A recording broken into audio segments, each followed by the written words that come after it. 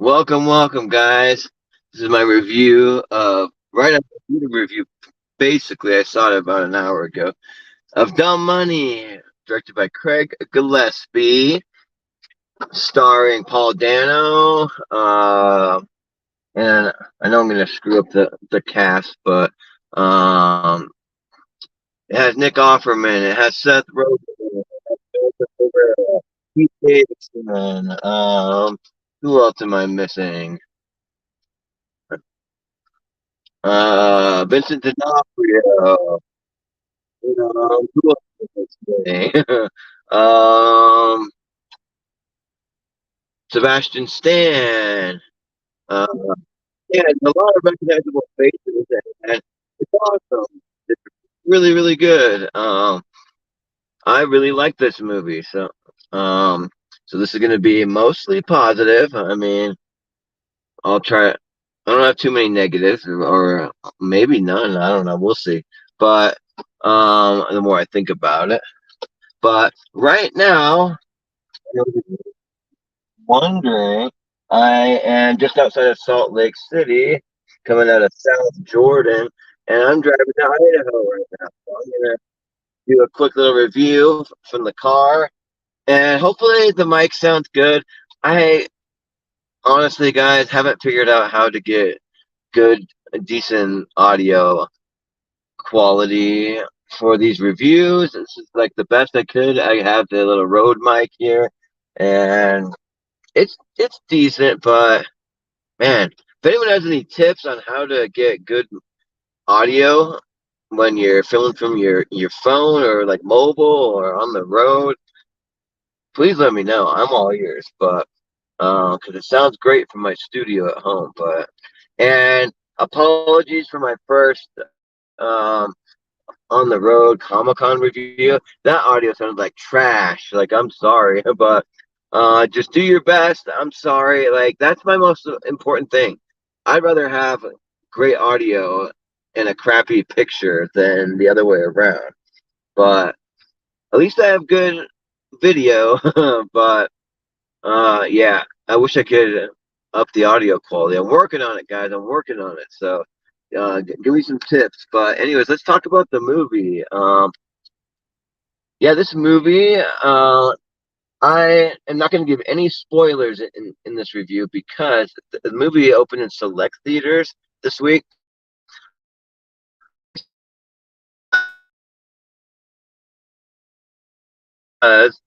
It's not playing it where I live in Idaho until next week, and hopefully the internet holds up because screw you, Utah. Your 5G sucks. It sucks. Oh my gosh, have I been having a horrible time connecting everywhere that I go.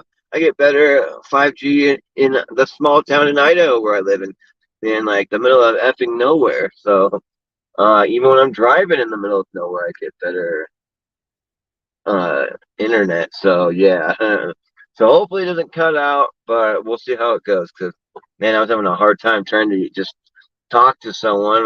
One of my friends, we were trying to send some videos back and forth, and I could not get it to connect to the life of me. So, but yeah, Dumb Money. It's the story of the. Sorry, I do these reviews a little more casual than most because I just want it to be authentic. I wanted one on one. I don't want it to be like Dumb Money 2023 Craig Gillespie. I mean, I did start that, but then I want to be like here are my pros, here are my cons. All right, that's it. Like we're friends, we're family, we're like all part of the Movie Hero Network. Like you guys are just as much a part of it as I am. So let's just talk like real people, you know. So like no cuts. This is live, and if I could get any comments, I'll take some comments.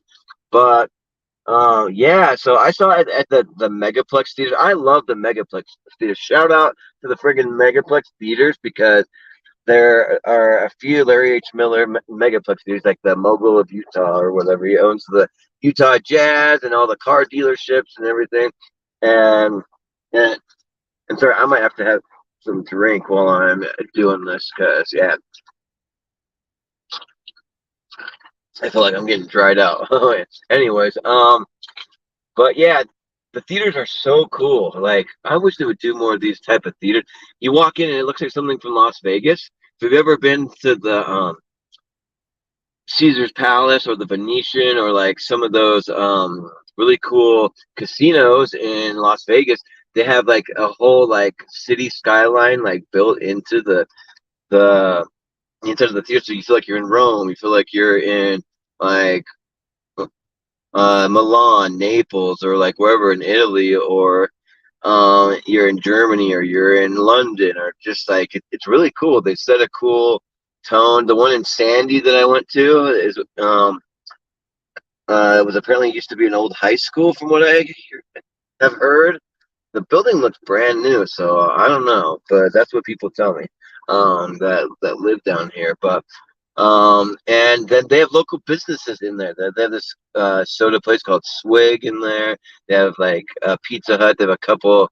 Um, I mean, some local, some like national chains, but and then they have regular concessions. But then they have like a Mexican place. They have an Asian place. They have an Italian place. I mean, it's really cool, and you can order it and have it delivered to your theater. All the seats are recliners, and it's like this is 2023. Let's just have all recliners in theaters. Every theater in across America, if not the world, should have. Unless you're a dollar theater and you're able to like not charge very much, charge a dollar, well, like $1 to $5 for all your movies, then okay, I understand it. But like, let's have recliners like in everything, like for real, for real. I don't get why some theaters like the AMC by where I live, it's not even like pre-selected seating. Like, come on, like that is like ancient. Like you should be able to pre-select your theater every time, so your seat is reserved and guaranteed. Just because if you get there late or oh, something happens on the way, you still have your seat saved, or you don't have to show up 30 minutes earlier just to get a seat. I mean, nowadays it doesn't matter as they once were, and I hope it gets back to it. But with the strike, I don't hold a lot of hope. But uh, shout out to Chris Diaz. It says, "Sing it tomorrow." Praying that it's better than Expendables 4.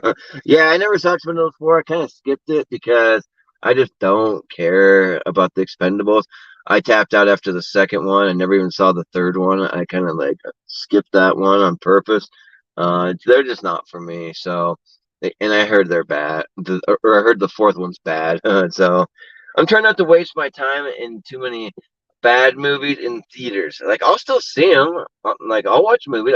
I mean, I haven't seen the other Expendables. I'm not rushing out to see it. I'm not saying I'll never watch it in the third or the fourth Expendables, but it'll be at home. Like it won't be in the theater. Like I'm gonna only see the good movies in theaters. So anyway, I jumped on the freeway here in my old stomping grounds in Sandy, Utah. If I could turn the camera around, you got a big mall just like right outside the Southtown Mall. I grew up with that mall. But anyways, let's keep this to more to the dumb money. So like I said, no spoilers because I know the movie's not released everywhere. But Paul Dano plays the main character, and I wish I could remember the character's name. But it's about the GameStop short, the stock short, and how like he didn't have any training or any certification in the inside knowledge or anything. He just was a guy who studied stocks a lot and saw that GameStop was a cheap stock. And it's a true story, by the way. I remember when this happened because I have a friend I'll talk about in a minute who's really into stocks and like Robinhood and there's another app too. There's a couple apps where you can buy stocks, but he like kind of like obsessed with gambling, but kind of. My buddy Francisco from Washington, shout out. When I used to live in Puyallup, Washington, he lived up that way, and he's still a good friend, even though I don't get to see him as much. But he got me onto Robinhood, so I could so you get a free stock. You get a free stock every time someone signs up, and usually it's not a very recognizable stock, kind of like a no-name stock. I got an AT&T stock when I signed up. That's rare, apparently, from what I've heard. Like, So I have one AT&T stock that I got for free. Because I don't do the stock that much. My dad has me invested, and I wish that I could remember what the name. He invested some money for me in a stock of a company that's like poised to go big. It's a company that's being sued by Samsung, and they're and or no, they are suing Samsung because Samsung's like infringing on some of their I don't know if it's their products or like trying to like take over some properties that they own. I don't know the whole story. I don't know a lot about stocks. So honestly, like stocks are confusing, and I think it's even like you really got to know about them to understand them, because they explain it pretty well in the movie, like how stocks work and the stock market, and how the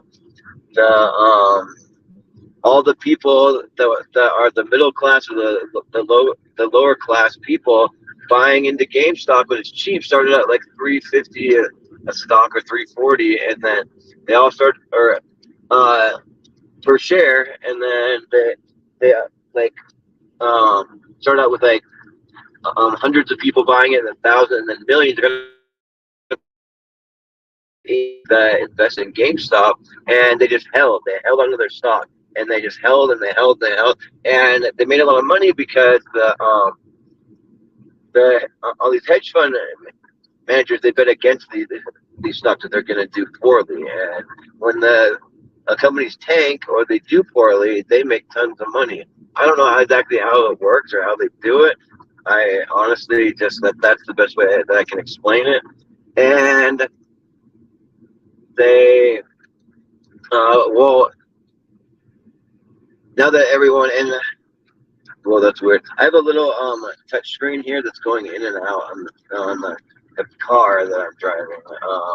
That controls everything, and it was looked like it was dying and going out, and now it just popped on. Anyways, that was distracting. I was like working perfectly. But anyways, but yeah, with all these people buying it, but not selling it and holding it for a really long time, months and months and months, it just drove the well, they made a tons of money, but the hedge funds that bet against it lost money, like billions of dollars, billions. It's crazy. Um, and the rich people, the hedge fund guys are played by Seth Rogen, Nick Offerman, Vincent D'Onofrio. There's a couple other ones, I don't know all the names, but and then some of the lower ones like Paul Dano and Pete Davidson, they're brothers, and you see their family and their dynamic. And normally I don't like Pete Davidson. Like he was actually good in this and fun and kind of like charming and interesting. But I never got the hype over Pete Davidson. He seems like a cool guy in person. Like he'd be fun to hang out with. But he's just not that. He just like is himself. He doesn't act. I'm not gonna say he's not a good actor. He just doesn't act. Just it's himself in everything. There's a little more acting in this one, I felt like, but not too far off. But yeah, so you just gotta follow the story and just see what happened. I won't tell you what happened because no spoilers. But the movie's really good, really really good. I'm gonna give it a 9 out of 10. Like this movie is solid, 9 out of 10. Yeah, because I love all these movies about companies like Air, Flamin' Hot, BlackBerry, like just so all these Social Network. Oh, and one of the things that I saw at the end, the movie's produced by the Winklevoss twins, I guess. So from like early Facebook stuff. So they're part of it, which I found kind of interesting. So I don't know the time, cause it's not that much like the Social Network. It kind of, but like not really though. I'd say like it's actually not that much, other than it being the creation of. It was not even the creation of a company, just a story of like how this all went down. But it's kind of like I guess about GameStop. So, which I'm glad. Like I love GameStop, and like I would way rather buy physical video games than download it. I hate downloading games because I have the PlayStation 5. I try to stream when I can, and I have a Nintendo Switch. Those hard drives fill up fast. And I've gotten like SD cards and like hard drives. And the thing is, like those things, you move them around, you carry them around. It's easy for those things to break, get corrupted. I've had multiple hard drives get corrupted, multiple like SD cards that no longer can be read by the system. It's like it's stupid. I miss the days when you literally like took a Nintendo cartridge, you stuck it in your game, and it just freaking worked. And you don't have to like do anything. You don't have to download anything. You don't have to do all this update crap. So I mean, you still have to do all that, but still, I am all about physical media. Like I love physical media. I love movies. I love TV seasons. All still buy them. I mean, I appreciate streaming. I appreciate what you can do with downloading. I'd rather stream games, but I think when you stream them, it makes the like graphics quality. It's hard to like have like top notch graphics, um, but if there's a way to do it, like I'm down for it. So, but let's just see. Um, so Chris Scott says that. I mean, Chris Scott. Chris Diaz says that Spindle Four is bad. CGI. Oof. Okay. Let's see. Huge fan of the director. Yeah. So Craig Gillespie, he did Cruella, I, Tonya. Yeah. Lars and the Real Girl. Apparently, there's a sequel to Cruella coming out. So yeah, he's a great director. He did that. I can't remember the name of that Chris Pine movie where he's like on a ship or like out at sea somewhere. A ship gets like lost at sea or something like that. But yeah, he's a great director. So like I'll see pretty much anything Craig Gillespie directs. I would like them almost all his movies. So, but yeah, I mean I'm giving it a 9 out of 10. Go see it. Oh, and you also get behind the scenes of the app Robinhood, how it works, because they did some shady things. I remember it happening in real time. Me and my buddy Francisco watched like right during the pandemic. We watched all the GameStops stuff go down. We wish we would have invested, but then the price shot up quickly, so we couldn't get in on it. But yeah, and then we saw like the shady things that like the Robinhood app was doing, and what the government was doing. The government got involved. Like it gets nuts. And I won't say more than that because no spoilers. But yeah, 9 out of 10.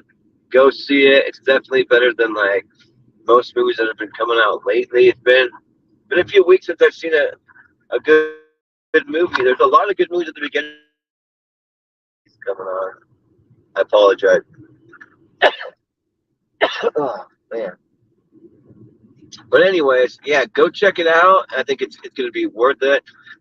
I wouldn't say it's something you like have to run out and see on in theaters, but a lot of cool music and like hip hop and stuff that makes it fun. And yeah, kind of trying to make stocks cool, I guess. I mean, you judge for yourself. You like the music, it's fun. I liked it. I thought it was fun. But I can see people being like that song they use like WAP by Cardi B, so and Megan Thee Stallion, but I don't know. But they use other songs. I'll just only name that one. But yeah, Dumb Money, go see it. It's the best movie to come out in about like 4 or 5 weeks. So yeah, but I think that's gonna do it for this review. Just make it a quick one tonight. On my drive home, and I do have some video coming from FanX. I met a ton of celebrities. Like, I'll probably talk about it at some point. I mean, I'll just say I got pictures with Michael J. Fox, my freaking hero, favorite actor of all time. I can't believe it that I met him. Like, this has been one of the best days of my life. Like, really good day, good movie. I was at an awesome convention. Met Michael J. Fox. I also met Shamik Moore. Got a picture with him from Into the Spider-Verse. Dope. I love Dope. I met most of the cast of Cobra Kai. Got pictures with Ralph Macchio and William Zabka and Peyton List.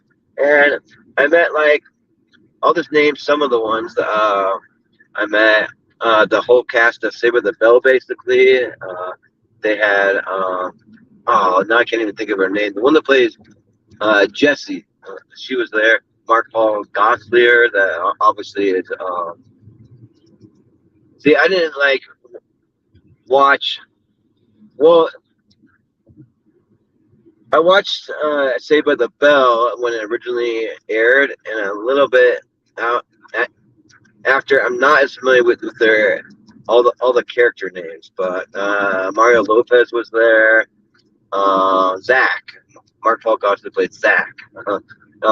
So there's some of them there. Too bad Screech is in jail. He's not cool.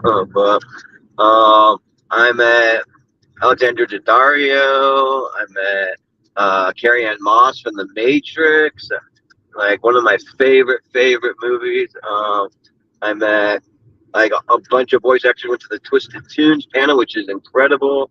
And I met like Maurice LaMarche and Jess Harnell and a lot of names to remember here. So I can't remember the name of the who does Yakko, but I met him too. And then Tress MacNeille, who does Dot and a bunch of voices from The Simpsons. And then I met like Harvey Guillen from What We Do in the Shadows, who plays Guillermo. He was awesome. Like I sat and talked to him for like a little bit, and some of the cast of Galaxy Quest. I can't remember the main black guy from Galaxy Quest, and the main alien guy, and then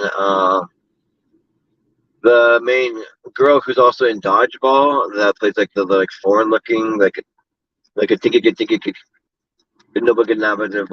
whatever. Like I asked her to say the name, and she knew how to say it. So and then I met like the cast of Scream. I met Jamie Kennedy, Ski Ulrich. I met Matthew Lillard, Nev Campbell. Nev Campbell was one of the nicest people. Like such a sweetheart. Like so nice.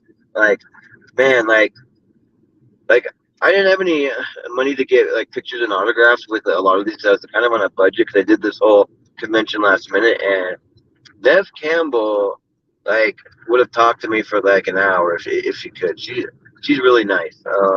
But there's obviously a few other people in line. Her line wasn't that long when I walked up there, but I went into the like all the Back to the Future panels. Michael J. Fox didn't do a panel, but Christopher Lloyd did. Oh, the guy that plays the principal. I always want to call him James Tolkien. That's his name. Like calls him a slacker. And then of course Tom F. Wilson. Tom F. Wilson. I asked him a question. He brought me up on stage and did the "Hello McFly, Hello McFly, Think McFly, Think." So that was cool because I had my Marty McFly costume. That was a highlight. And then I went to Pauly Shore's panel. He was awesome. He did like tons of his lines, and like a lot of actors don't like to requote their same lines and stuff over and over again. Pauly Shore loves it.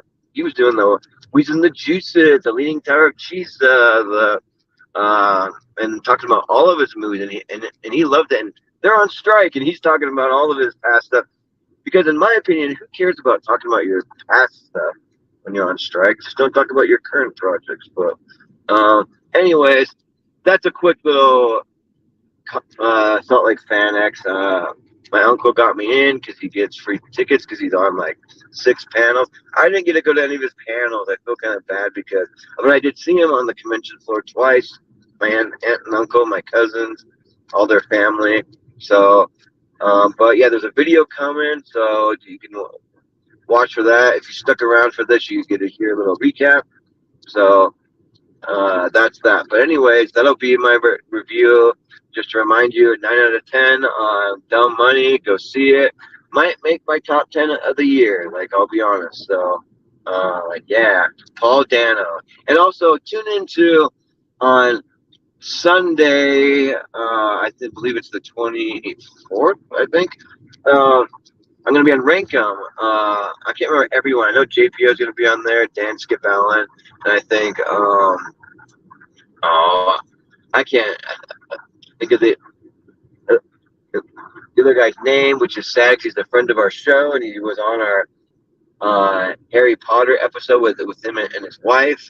But we'll all be on there talking about best Paul Dano movies. It goes down at 8 p.m. Eastern, as always. So I'll shout out that, and I'll also shout out our 100th episode of Tier Ranker Fights is coming up on Wednesday. We're gonna try to shoot for Wednesday. We have to move it one day, so tune in Wednesday because me and Chris Scott have to be on it together because we started this thing, me and him. So we're doing it to accommodate him and a little bit me. I can do it from my home studio versus a hotel room if we go Wednesday. And then we got Austin, Faz Howell, my usual co-host. I believe JPO is on it, and Richie and Steven Shepard. So that's gonna be that. So that's all I'm gonna promote. So you guys have a good one. If you're watching this after the fact, go back and watch it on the replay. Hit the subscribe button. We're really doing a big push for subscribers. We have basically the views we need to get monetized, but we're way short on subscribers. So tell your friends to subscribe. Tell everyone you know to subscribe. Share the videos. It really helps us when you share it, when you subscribe, all that stuff, and it doesn't cost you anything. So anyway, Dumb Money, it's awesome. And I've been Jordan the Movie Hero Anderson, and we'll see you next time.